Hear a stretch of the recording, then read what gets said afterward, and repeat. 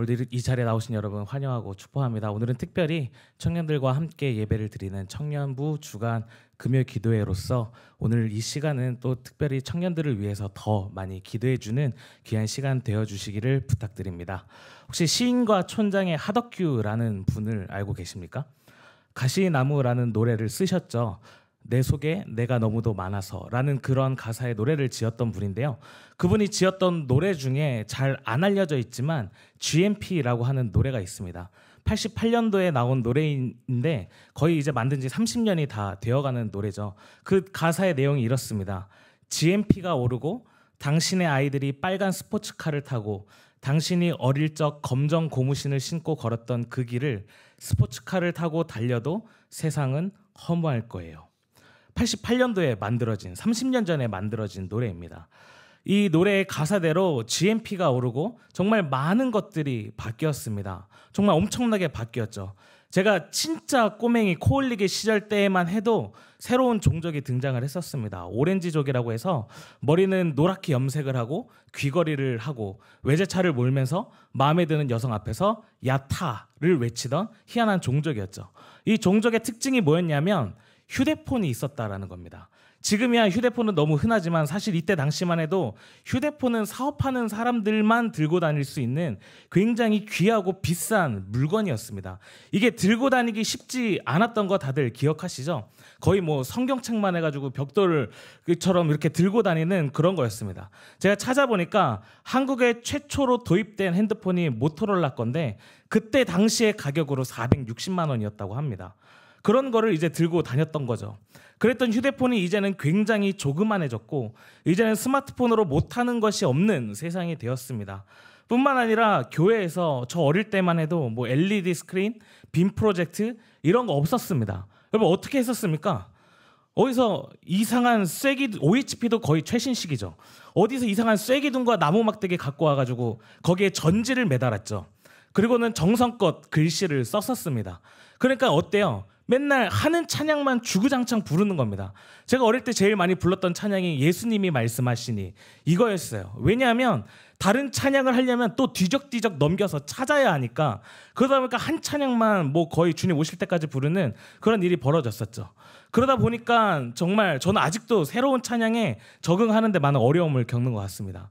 그러다가 이제 아까 말씀하셨던 OHP, 오버헤드 프로젝트라는 게 나왔죠. 근데 이런 것도 학교에서나 볼 수 있는 그런 거였습니다. 투명한 용지에다가 글씨를 적어서 벽에 크게 보이게 하는 그런 물건이었습니다. 그러나 지금은 이제 이 OHP를 넘어서 빔 프로젝트를 넘어서 아마 저희 교회도 새로운 성전을 지으면 LED 스크린으로 교체가 되겠죠. 세상이 이렇게 굉장히 많이 발전했습니다. 그러나 아까 말씀드렸던 그 GMP라는 노래의 가사대로 GMP가 오르고 많은 것들이 발전했지만 우리가 더 행복하냐? 그렇지 않다라는 거죠. 특별히 지금의 청년들은 더 큰 어려움을 겪고 있습니다. 7, 80년대까지만 해도 우스갯소리로 이러한 소리가 있었습니다. 한 기업의 인사팀이 막 교수님께 사정하여서 대학을 방문해서 수업 시간에 들어갔다라는 거예요. 그리고서는 학생들에게 던진 질문이 뭐였느냐? 혹시 영어 하실 수 있는 분 계시면 손 한번 들어보세요. 그래서 몇몇 학생들이 손을 이렇게 딱 든 거죠. 그리고 그 손을 든 학생들을 향해서 뭐라 그랬느냐? 축하합니다. 우리 기업에 합격하셨습니다. 라고 말할 정도로 우스갯소리인지는 모르겠지만 그 당시 취업의 문턱이 그렇게 높지 않다라는 것을 알 수 있습니다. 그러나 지금 우리 청년들이 겪고 있는 상황은 사뭇 다릅니다. 영어는 기본으로 깔고 가야 하는 거고요. 뭐 스페인어, 일본어, 중국어, 아랍어 등 이제는 제2외국어, 제3외국어를 해야 합격할까 말까 한 그런 상황에 놓여져 있습니다. 이렇게 점점 어려워지는 취업의 문턱 속에서 청년들의 한탄 섞인 소리를 제가 한번 들은 적이 있습니다. 이건 제 친구가 했던 말인데요. 제 친구가 세상을 탓하면서 뭐라고 이야기를 했냐면 이게 다 부모님이 노력을 안 해서 그런 거라고. 부모님이 좀만 더 노력했으면 내가 이런 고생 안 했을 거 아니냐고. 여러분 맞아야 합니다. 이런 놈들은 앞에 접두사인 철을 집어넣어서 쳐맞아야 돼요. 많이 맞아야 된다는 뜻이죠. 그러나 결코 무시할 수 없는 이야기이기도 합니다. 왜냐하면 점점 더 어려워져만 가고 있는 이 사회의 환경과 구조 속에서 최선을 다해도 취업이 되지 않고 최선을 다해도 나의 상황이 나아질 기미가 보이지 않으니 남 탓이라도 해야 숨이 쉬어지는 거 아니겠습니까? 어쩌면 지금의 청년들, 아니 이 자리에 있는 우리들은 하나님이 아닌 성공이라고 하는 무시무시한 우상이 우리 속에 이미 들어와 있다라는 것이죠. 내 야망만 부합된다면 우린 얼마든지 종교를 바꿀 의향과 생각과 사상을 가지고 또 신학과 믿음과 집념을 버릴 준비가 얼마든지 되어 있는 그러한 다신 사회를 살아가고 있는 짝퉁 제사장 같다라는 것이죠. 오늘 본문에 등장하는 여호사밧의 나라인 남유다는요, 사실 작은 나라입니다. 그도 그럴 만한 것이 통일 왕국이었던 이스라엘이 나뉘게 되면서 남유다는 유다 지파와 베냐민 지파, 이 두 개의 지파를 중심으로 모이게 되었고, 북이스라엘은 10개의 지파가 모여서 세워진 나라였습니다. 비록 이 남유다가 다윗 왕조의 혈통을 이어간다라는 명분은 있었지만 북이스라엘에 비한다면 작은 나라에 불과했다라는 거죠. 더욱이 이 여호사밧의 시대 때에 북이스라엘에는 아합 왕이 통치하고 있었습니다. 당시 이 아합 왕은 강대국이었던 아람과의 전쟁에서 승리할 정도로 강력한 힘을 자랑하고 있었습니다. 그런 아합이 펼쳤던 종교 정책이 무엇이냐? 바알과 아세라신 등 우상을 섬기는 것이었죠. 그런 아합의 영향력이 얼마든지 남유다에게 미칠 수 있는 그러한 상황이었습니다. 그렇다면 오늘 본문에 등장하는 여호사밧 왕은 어떠한 왕이었는가? 1절에 있는 말씀을 제가 다시 읽어드리겠습니다. 아사의 아들 여호사밧이 대신하여 왕이 되어 스스로 강하게 하여 이스라엘을 방어하되. 조금 오묘한 문장이 등장을 합니다. 여호사밧이 왕이 되어 스스로 강하게 하였다라고 기록하고 있습니다. 어쩌면 이 스스로 강하게 하였다라는 것은 하나님을 의지하지 않고 자기 자신의 힘을 키우며 자기 자신을 의지한 것처럼 느껴집니다. 그러나 3절과 4절의 말씀을 살펴보게 되면 여호사밧의 중심이 자신 스스로에게 있지 아니하고 하나님께 있었다라는 것을 알 수 있습니다. 3절과 4절의 말씀인데 제가 읽어드리겠습니다. 여호와께서 여호사밧과 함께 하셨으니 이는 그가 그의 조상 다윗의 처음 길로 행하여 바알들에게 구하지 아니하고 오직 그의 아버지 하나님께 구하며 그의 계명을 행하고 이스라엘의 행위를 따르지 아니하였습니다. 여호사밧이 당대의 우상이었던 바알들에게 구하지 아니하고 오직 하나님께 구하며 그의 계명을 행했다고 성경은 기록하고 있습니다. 그렇다면 이 여호사밧은 하나님께 자신의 중심성을 내어주었던 사람이었고 스스로 강하게 하였다라는 건 하나님 앞에서 자신이 해야 할 일들을 최선을 다해 행하였다라는 것을 알 수 있습니다. 이 스스로 강하게 했다라는 것은 두 가지의 의미를 지닙니다. 먼저 첫 번째, 믿음 위에서, 다시 말하면 코람데오, 하나님 앞에서 스스로를 강하게 하는 사람이 있는 반면 또 다른 한편으로 스스로 강하게 하는 사람은 하나님 없이 스스로 자기가 자신을 채우는 사람들로 나눌 수 있을 것 같습니다. 작년에 타계하신 이어령 선생님의 책 중에 마지막 수업이라는 책이 있습니다. 이 책은 이어령 선생님과 인터뷰했던 내용을 책으로 엮어낸 것인데요.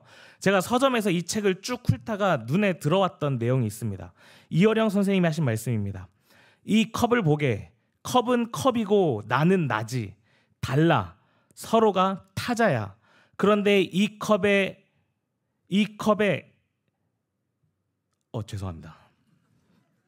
그런데 이 컵에 손잡이가 생겨봐. 관계가 생기잖아. 손잡이가 뭔가 잡으라고 있는 거잖아. 손 내미는 거지. 그러면 손잡이는 컵의 것일까 나의 것일까? 컵에 달렸으니 컵의 것이겠지만 또 컵의 것만은 아니잖아. 나 잡아주세요라는 신호거든. 손잡이 달린 인간으로 사느냐, 손잡이 없는 인간으로 사느냐, 그게 중요한 차이를 만들어. 관계의 중요성에 대해서 이야기를 하는 거겠죠. 전 이 말에 더 나아가서 이 손잡이가 누구를 향해 있느냐, 이건 더 큰 차이를 만든다라고 생각을 합니다. 만약 여러분이 손에 컵을 쥐고 있다면 여러분은 그 컵에 무엇을 채우시겠습니까? 저라면 둘 중 하나입니다. 커피 아니면 콜라예요. 저는 아침에 일어나서 교회 오면서 콜라 한 잔을 마시고요. 저녁에 하루를 마무리하면서 콜라를 한 잔 마십니다. 그만큼 콜라를 굉장히 좋아하는데요. 그런데 희한하게도 저희 아내는 콜라도 안 마시고 커피도 안 마십니다. 저희 집에 제가 콜라를 너무 좋아하다 보니까 콜라를 박스로 사다 먹습니다. 그래서 저희 집은 편의점에 가면 음료를 뽑으면 음료를 밀어내는 디스펜서가 저희 집에 장착이 돼 있어요. 그래서 정말 저는 콜라를 이렇게 매번 이렇게 빼먹는데 저 혼자서 다 마십니다. 만약 저희 아내 같으면 그 컵에다가 주스를 채울 겁니다. 얼마 전에 저는 이제 역류성 식도염이 있어서 주스를 별로 좋아하지 않는데 저는 마시지 않는 오렌지 주스를 2통이나 사더라고요. 그 주스를 누가 마시겠습니까? 아내가 마시겠죠. 그 컵의 손잡이를 누가 잡느냐에 따라 안에 채워지는 내용물이 달라지게 된다라는 거죠. 여러분의 손잡이는 누구를 향해 있습니까? 여러분 스스로를 향해 있습니까? 아니면 하나님을 향해 있습니까? 우리 스스로를 향한 컵, 그 잔의 특징이 있습니다. 그것은 무엇이냐 하면 욕망과 탐욕으로 채운다라는 겁니다. 단어가 너무 부정적입니까? 바꿔 말하면 우리 스스로를 향한 잔의 특징은 희망으로 채운다라는 것입니다. 그렇지 않습니까? 희망을 꿈꾸지 않는 사람이 누가 있습니까? 그러니까 지금보다 더 나은 삶을 살아가기 위해서 우리는 노력합니다. 내 성적을 올려서 좋은 대학에 들어가기 위해서 공부하고요. 돈을 더 벌기 위해서 좋은 직장에 들어가는 겁니다. 내 외모를 가꾸기 위해서 화장을 하고요. 조금 더 나은 것들, 조금 더 괜찮은 것들, 조금 더 좋은 것들을 위하여서 내 잔에, 내 컵에 공부도 쌓고 화장도 쌓고 대학도 쌓고 직장도 쌓고 돈도 쌓는 거 아니겠습니까? 그렇게 다들 지금보다 나은 내일을 꿈꾸며 희망하는 거 아니겠습니까? 여러분 이 모습이 바로 손잡이가 스스로를 향한 사람들, 스스로가 강해지려고 하는 모습이라는 것입니다. 그런데 시편 11편 6절에 보니까 이러한 말씀이 있습니다. 우리 시편 11편 6절 같이 한번 읽어보겠습니다. 시작.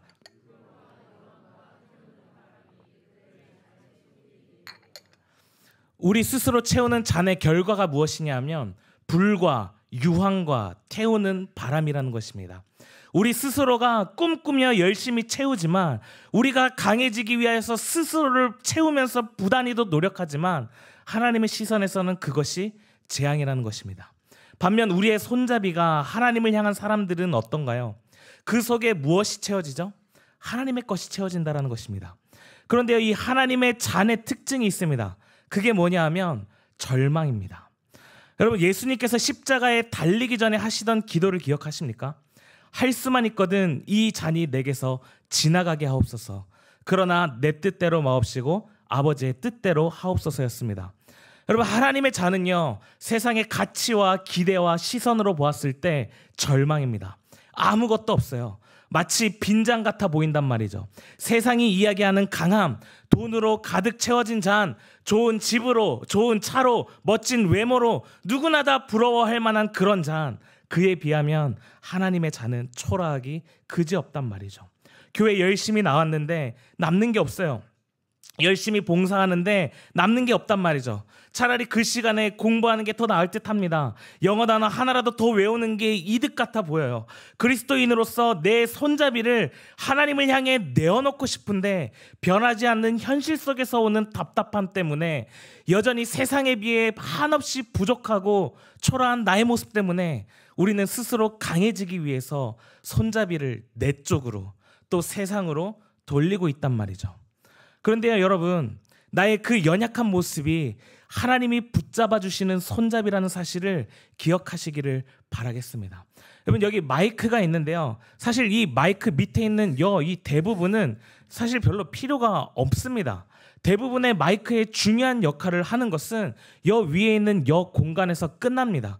그런데 디자인학적으로 보게 되면 이 손잡이 부분이 없다면, 이거 마이크 윗부분을 지지하는 지지대 부분이 없다면 제가 어떻게 설교해야 할까요? 이렇게 잡고 설교해야 되지 않겠습니까? 굉장히 웃기겠죠. 크게 기능적으로 이 부분은 필요가 없는 부분입니다. 손에 들고 있는 핸드마이크도 마찬가지입니다. 핸드마이크의 손잡이 부분은 사실 필요가 없는 부분입니다. 인생의 약점, 인생의 큰 짐 같은 부분이 내가 볼 때는 부족한 부분 같죠. 바로 그 부족한 부분이 무엇이냐? 하나님의 손잡이가 되는 것입니다. 주님이 그것을 붙잡아 주시는 것입니다. 그 인생 가운데 하나님이 붙잡아 주신다면 우리의 빈잔을 주님 앞에 높이 올려 드릴 때에 그 잔이 차고 넘칠 줄 믿습니다. 그래서 어쩌면 이 여호사밧이 스스로 이스라엘을 강하게 했다라는 이 말은 세상의 힘의 논리에 지배를 받는 행동처럼 보이지만 저는 전혀 다른 행동의 모습을 보여준 것이라고 생각합니다. 이 세상은 힘의 지배의 논리를 이야기하지만 하나님의 논리는 전혀 다르다라는 것이죠. 그래서 여호사밧은 스스로 하나님의 길을 따라가기로 결정한 것입니다. 스스로 하나님의 뜻을 따르기로 결정하고 그 뜻대로 행동하였다라는 거죠. 자신 스스로의 생각과 뜻대로 움직이는 것이 아니라 하나님의 생각과 뜻대로 움직이기 위하여서 스스로 결단한 이 모습을 저는 스스로 강하게 하였다라고 생각합니다. 그래서 이 스스로 강하게 하였다라는 말은 자기 자신이 너무나도 스스로 대단하기 때문에 스스로 강해지는 교만을 이야기하는 것이 아니라 하나님을 믿는 자로서 자신의 삶에 하나님의 뜻에 따라 스스로 움직이기로 결단한 삶의 충실함을 이야기하는 것입니다. 그가 스스로 이스라엘을 강하게 하였던 모습은 어떠한 모습입니까? 4절을 보게 되면 이렇게 나와 있습니다. 오직 그의 아버지의 하나님께 구하며 그의 계명을 행하고 이스라엘의 행위를 따르지 아니하였음이라. 오직 하나님께 구하고 하나님의 말씀을 따라 행했다라고 나와 있습니다. 6절에는 그가 전심으로 여호와의 길을 걸어 산당들과 아세라 목상들도 유다에서 제거하였더라. 전심으로 온 몸과 마음을 다하여서 여호와의 길을 걸어갔다라고 이야기를 하고 있습니다. 이 만연한 우상들을 제거했다고 기록하고 있습니다. 또한 9절에 보게 되면 그들이 여호와의 율법책을 가지고 유다에서 가르치되 그 모든 유다 성읍들로 두루다니며 백성들을 가르쳤더라. 하나님의 말씀을 널리 퍼뜨리게 된 것이죠. 그렇게 여호사밧과 남유다가 하나님의 뜻을 따라 움직이기로 결단하며 하나님의 말씀을 가까이하며 우상들을 제거하자 놀라운 일이 벌어지게 됩니다. 10절 이하의 말씀이 바로 여호사밧이 다스리던 이스라엘의 위상을 나타내는데요. 10절에서는 이렇게 기록하고 있습니다. 여호와께서 유다 사방의 모든 나라에 두려움을 주사 여호사밧과 싸우지 못하게 하시매. 12절에서는 여호사밧이 점점 강대하여 유다의 견고한 요새와 국고성을 건축했다고 기록하고 있습니다. 하나님의 놀라운 능력과 은혜로 점점 강대해지고 강성해지는 남유다의 모습을 살펴볼 수 있다는 것이죠. 놀랍습니다. 세상의 방식대로라면 오히려 북이스라엘의 행위를 따라야 했습니다. 여러분, 아까도 말씀드렸지만 북이스라엘은 10개의 지파가 연합한 것이었고 남유다는 겨우 유다와 베냐민 지파가 연합한 나라였습니다. 당연히 북이스라엘이 훨씬 더 크고 강대했고 북이스라엘 사람들이 훨씬 더 잘 나갔습니다. 그리고 그 잘 나갔던 북이스라엘은 바알과 아세라를 섬기는 우상을 섬기는 자들이었습니다.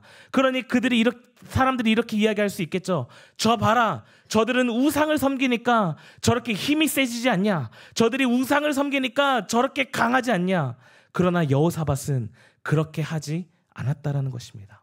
세상의 강함을 따라가는 것이 아니라 하나님의 강함에 동참하기 위하여서 하나님께 구하고 북이스라엘의 행위를 따르지 않았다라는 것입니다. 전심으로 여호와의 길을 걸었고 우상들을 제거하였다라는 것입니다. 우리 주님 역시도 세상의 강함의 논리를 따라가지 않으시고 하나님의 논리, 십자가의 길을 걸어가셨습니다. 메시아로서, 하나님으로서 세상을 뒤엎고도 남을 만한 충분한 능력이 있었지만 십자가를 지지 않고 세상을 뒤엎고도 남을 만한 충분한 일을 행할 수 있는 능력이 있었지만, 그래서 할 수만 있거든 이 잔이 내게서 지나가게 해달라고 기도하셨지만 주님은 묵묵히 십자가의 길을 걸어가셨습니다. 인간의 강함, 인간이 생각했던 지혜로움을 선택하지 않으시고 하나님의 뜻을 선택하신 이 사건, 바로 십자가의 사건입니다. 그래서 고린도전서에서는 이 십자가의 사건을 가리켜 하나님의 어리석음이라고 표현합니다. 하나님의 어리석어 보이는 이 십자가가 인간의 지혜로움을 이겨내고 승리한 놀라운 결과물이었다라는 거죠. 여러분, 약하고 싶은 사람 누가 있겠습니까? 다 강하고 싶죠. 힘이 있고 싶죠. 잘난 척하고 싶죠. 능력을 갖고 싶죠. 그랬는데 우리 주님은 어떻게 하셨습니까? 약함을 선택하셨습니다. 이게 기독교라는 것입니다. 그런데 우리가 세상의 논리에 너무나도 찌들어 있어 이 길을 선택하면 우리가 약해져만 갈 거라고 생각한다라는 것이죠. 혹시 면접왕 이형이라는 유튜버를 아십니까? 사실 저는 잘 몰랐는데 구독자가 60만 명이나 되는 꽤 큰 유튜버더라고요. 아마 청년분들 중에서는 아시는 분이 있으리라 생각이 되는데, 이분의 주요 컨텐츠가 뭐냐면 점점 어려워지는 이 취업 시장에 많은 청년들에게 도움이 되었으면 하는 마음에서 기업의 면접을 어떻게 봐야 하는지에 대한 컨텐츠를 주로 찍었다고 합니다. 근데 재밌는 게 이분 덕에 취업한 사람들이 꽤 많아졌나 봐요. 그리고 그 사람들이 이러는 겁니다. 당신 말대로 하니까 취업은 됐는데 직장 생활하기 너무 쉽지 않다. 취업시켰으니까 책임져라. 뭐 이런 식으로 화를 낸다라는 겁니다. 그래서 이분이 그 면접왕 이형이라는 채널뿐만이 아니라 퇴사한 이형이라는 채널도 같이 운영하면서 직장인의 성장, 이직과 같은 커리어의 모든 것을 다루는 그러한 채널을 운영한다고 합니다. 여러분, 이분이 얼마나 취업의 전문가이겠습니까? 이분을 구독한 60만 명이 바보가 아니거든요. 이 사람의 정보와 기술들이 굉장한 유익을 주고 메리트가 있으니까 구독을 했겠죠. 이분이요, 현재의 취업 시장을 분석하고 앞으로의 취업 시장을 예측하면서 내린 결론이 뭔지 아십니까? 굉장히 재밌습니다. 특별히 청년분들 잘 들으시길 바라겠습니다. 이 시대가 이미 크리스천들이 잘 될 수밖에 없는 시대로 가고 있다는 것입니다. 이분이 이야기하는 주요 포인트는 무엇이냐? 이미 이 시대는 기독교적인 가치, 성경적인 진리를 모두가 추구하는 방향으로 나아가고 있다는 것입니다. 가장 성공한 회사로 알려진 아마존의 CEO인 제프 베이조스가 사람을 뽑는 기준이 무엇이냐라고 했었을 때 아마존의 CEO가 뭐라고 이야기를 했냐면 선교사만 뽑으라고 이야기를 했다고 합니다. 그러면서 선교사가 아닌 용병은 우리는 뽑지 않는다라고 이야기를 했다라는 것입니다. 여러분, 물론 이 아마존의 CEO가 이야기하는 선교사가 기독교에서 이야기하는 선교사가 아닐 수 있습니다. 그러나 적용적인 의미로 보면 선교사들의 특징이 뭐냐? 자기랑 아무 상관이 없지만 하나님으로부터 받은 소명적 의식, 사명적 의식을 받아서 특정 지역이나 국가나 민족을 섬겼다라는 거죠. 그렇다면 그 사람들은 지도자라는 것입니다. 그 국가와 민족을 변화시키는 지도자. 우리나라에도 언더우드나 아펜젤러 선교사님들이 들어와서 학교를 세우고 병원을 세움으로써 나라가 변화했던 것처럼 선교사는 국가와 민족을 변화시킨다라는 거죠. 그러나 그러한 선교사님들 중에는 연봉 얼마 주니까 내가 저 나라로 가야지라고 했던 분은 단 한 사람도 없었다라는 것입니다. 만약 선교사님 중에 돈 때문에 선교를 간다면 그건 그냥 월급 노예일 뿐이라는 거죠. 그러니까 이 선교사라는 그 개념 자체가 이 시대의 가장 최첨단의 영역에서 이미 키워드로 던져지고 있다라는 것입니다. 이러한 선교사님의 헌신, 희생, 순종은 지금 이 시대에 있어서 너무나도 희소되어진 가치 있는 것이라는 것이죠. 그러면서 이분이 이야기하기를 거꾸로 취업과 채용을 연구하는 자기의 입장에서는 모두가 취업이 어려워졌다라고 이야기를 하는데 오히려 그리스도인들의 취업은 더 쉬워졌다라는 것입니다. 이미 이 사회는 헌신과 희생과 순종을 꺼려하는 풍조로 가고 있고 순종, 겸손, 배우고 기여하고 헌신하려고 하는 성경적인 가치를 붙잡는 사람이 너무 희소해졌다라는 거죠. 그런데 회사는 누구를 찾느냐? 헌신과 희생과 순종하는 사람을 찾는다라는 것입니다. 이것이 지금 채용의 트렌드인 컬처핏이라고 이분이 이야기했습니다. 그렇다면 여러분, 결국 우리들이 살아가야 할 삶의 모습은 무엇이냐? 크리스천이어야 한다는 것입니다. 이미 세상도 MZ는 안 돼라고 이야기하면서 어떠한 사람을 찾아요? 헌신하는 사람들, 순종하는 사람들, 자신을 내려놓을 줄 아는 사람들. 그런데 이 자리에 앉아 계신 여러분들은 이미 그 희소 가치를 가지고 계신 분들입니다. 이 금요일 이 밤에 이 자리에 청년들이 나와 앉아 있다라는 게 자기 자신을 내려놓지 않으면 어떻게 가능하겠습니까? 교역자의 말에 순종하고 헌신하고 또 하나님 앞에서 내 자신을 내려놓기 때문에 이 자리에 나온 거 아니겠습니까? 그러면서 이분이 이야기하기를 교회에서만 크리스천의 모습으로 살아가는 것이 아니라 여러분은 학교에서도 크리스천이어야 하고 직장에서도 크리스천이어야 하고 가정에서도 크리스천이어야 한다라는 거죠. 여러분, 그렇게 살아가기 위해서 여러분의 손잡이를 하나님 앞에 내어드리시기를 간절히 소망합니다. 나 스스로 강해지기 위해서 내 손잡이를 붙잡고 내가 원하는 것들로 채워 넣는 것이 아니라, 비록 내가 컵이지만, 그래서 이 손잡이도 나의 것이지만 내려놓고 하나님께 내어드릴 때, 하나님 앞에 순종할 때, 하나님 앞에 헌신할 때 하나님의 놀라운 역사가 여러분의 삶에 함께하게 될 것입니다. 여러분, 혹시 시대를 잘못 태어났다 싶으십니까? 또 우리 청년분들, 지금 시대의 청년으로서, 또 우리 성도님들, 지금 이 시대의 성도로서 살아내는 게 쉽지 않으십니까? 여러분의 손잡이를 하나님께 내어드릴 때 이러한 시대의 흐름 속에서 분명 여러분들을 사용하실 줄 믿으시길 바라겠습니다. 여러분, 우리는 분명 이 세상의 강함의 논리 안에서 스스로 강해지고 있는지, 하나님의 논리 안에서 스스로 강해지고 있는지를 되돌아봐야 할 것입니다. 어쩌면 우리는 세상의 강함의 논리 안에서 스스로 강해지기 위해 강해지지 못한 자신을 탓하며, 때로는 약해 보이는 내 자신을 탓하고, 약해 보이는 내 자녀들을 탓하고, 내 자신을 강하게 해줄 수 있을 것 같은 돈과 명예와 권력과 다양한 것들을 찾아 헤매며 인생의 빈곤을 누리며 살아가는지도 모르겠습니다. 그러나 여호사밧이 하나님께로 뜻을 정하고 전심으로 여호와의 길을 걸어 스스로 강해졌던 것처럼, 우리 주님께서 세상의 길이 아니라 십자가의 길을 걸어 스스로 강해지셨던 것처럼, 우리 역시도 이 세상의 강함의 논리가 아니라 하나님의 뜻 앞에서 무릎을 꿇고 헌신하고 순종하며 내 안에 있는 우상들과 산당들을 제거하여 스스로 강해져야 할 것입니다. 여러분, 더 많이 가지려고, 더 많이 강해지려고가 아니라 나를 향한 하나님의 놀라운 뜻과 계획을 하나님 앞에 구하며 그 하나님을 신뢰하고 믿음으로써 하나님께서 이루실 것을 바라보는 우리의 자세가 필요할 것입니다. 그렇다면 우리 한가람교회가 선택해야 할 것이 무엇일까요? 스스로 강해지기 위해서 세상의 논리에 우리의 마음을 두고 나에게, 또 세상에게 우리의 손잡이를 내어주는 것이 아니라, 힘들고 어렵지만, 여전히 변하지 않을 것 같은 현실이지만, 그래서 괴롭지만 하나님의 뜻에 우리의 마음을 두고 전심으로 여호와의 길을 걸어가는 것입니다. 전심으로 우리 안에 있는 수많은 우상들과 산당들을 제거하시고 하나님의 계명을 따라 살아가며 하나님과 동행하는 우리 모든 한가람의 성도님들 되시기를 간절히 소망합니다. 말씀을 맺겠습니다. 이 역대기는 포로 후기 이스라엘 공동체가 어떻게 하면 다시 회복되어질 수 있는지에 대한 답을 내기 위해서 기록되어졌습니다. 그렇다면 오늘 본문에서 여호사밧이 하나님의 뜻에 마음을 두고 전심으로 여호와의 길을 걸어갈 때 하나님의 역사하심으로 여호사밧의 남유다는 강대하여졌습니다.